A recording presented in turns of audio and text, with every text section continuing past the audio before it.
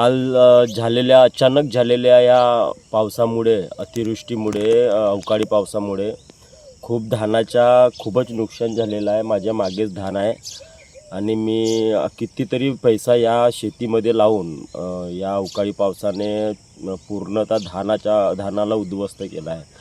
तरी पण माझे सरकारला विनंती आहे की हा जो धान आहे हा तर आम्हाला भेटणारच नाही, परंतु सरकारला विनंती आहे की याचे पंचनामे करून या धानाच्या तात्काळ आम्हाला मदत करावी अशी मी सरकारला विनंती करेन. एबीपी माझा, उघडा डोळे बघा नीट.